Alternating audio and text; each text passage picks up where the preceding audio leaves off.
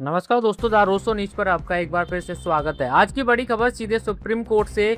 कांग्रेस नेता पवन खेड़ा की अग्रिम जमानत पर सुनवाई पूरी हो चुकी है, लेकिन फैसला अभी सुरक्षित रख लिया गया है। जी हां, इस केस में कोर्ट ने दोनों पक्षों की दलीलें सुन ली हैं और अब सबकी नजर टिकी है सुप्रीम कोर्ट के अंतिम फैसले पर। आइए आपको इस पूरे मामले की हर छोटी बड़ी खबर विस्तार से बताते हैं ताकि कोई भी पॉइंट मिस ना हो। सबसे पहले समझिए मामला क्या है। कांग्रेस नेता पवन खेड़ा के खिलाफ आरोप है कि उन्होंने असम के मुख्यमंत्री हेमंत बिश्व शर्मा और उनकी पत्नी को लेकर विवादित बयान दिए। सिर्फ इतना ही नहीं, बल्कि उन पर यह भी आरोप लगाया कि उन्होंने कथित तौर पर विदेशी पासपोर्ट से जुड़ी भ्रामक और फर्जी जानकारी पेश की। इसी मामले में उनके खिलाफ कार्रवाई की मांग की गई और अब बात पहुंच चुकी है सुप्रीम कोर्ट तक। अब बात करते हैं आज की सुनवाई की।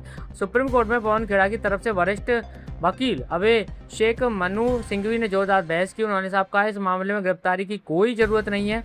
सिंघवी का कहना था कि पवन खेड़ा ना तो फरार हैं, ना ही वे जांच से बच रहे हैं और ना ही ऐसा कोई जोखिम है कि वे कानून से भाग जाएंगे।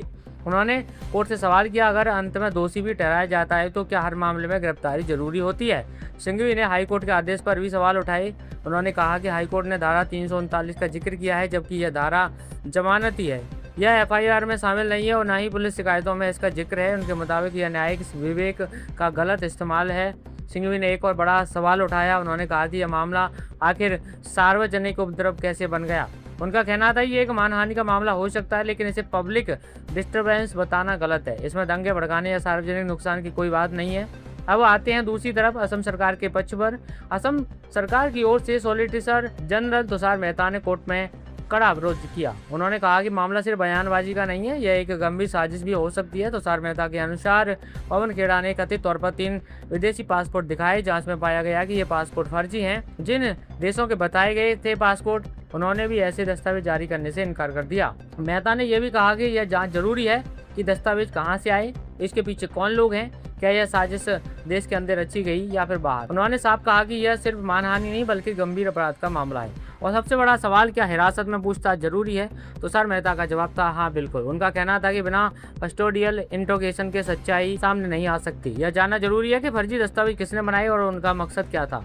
उन्होंने यह भी आरोप लगाया कि पवन खेड़ा जांच में पूरी तरह सहयोग नहीं कर रहे हैं। हालांकि दूसरी तरफ सिंघवी ने इस आरोप को खारिज किया और कहा कि खेड़ा जांच से भाग नहीं रहे हैं। अब बात करते हैं कोर्ट की टिप्पणियों की। सुनवाई के दौरान जस्टिस JK महेश्वरी ने एक अहम बात कही। उन्होंने धारा 338 का जिक्र करते हुए कहा कि यह कीमती दस्तावेजों की जालसाजी से जुड़ा मामला है और इसमें उम्र कैद तक की सजा हो सकती है। यानी कोर्ट ने भी माना कि मामला पूरी तरह हल्का नहीं है।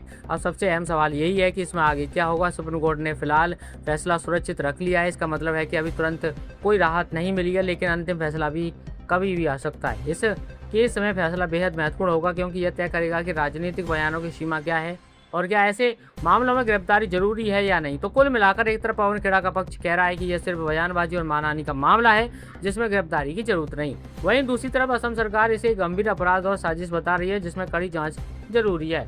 अब देखना होगा कि सुप्रीम कोर्ट किस पक्ष की दलीलों को ज्यादा वजन देता है। क्या पवन खेड़ा को अग्रिम जमानत मिलेगी या फिर उन्हें जांच का सामना हिरासत में करना पड़ेगा। फिलहाल के लिए बस इतना ही। जैसे इस मामले में सुप्रीम कोर्ट का फैसला आता है, हम आपको सबसे पहले अपडेट देंगे। अगर आपको यह वीडियो जानकारीपूर्ण लगा हो तो इसे लाइक करें, शेयर करें और चैनल को सब्सक्राइब करना ना भूलें। चलिए जल्दी मुलाकात होगी अगली खबर के साथ। तब तक के लिए बने रहिए, ख्याल रखिए। नमस्कार, जय हिंद।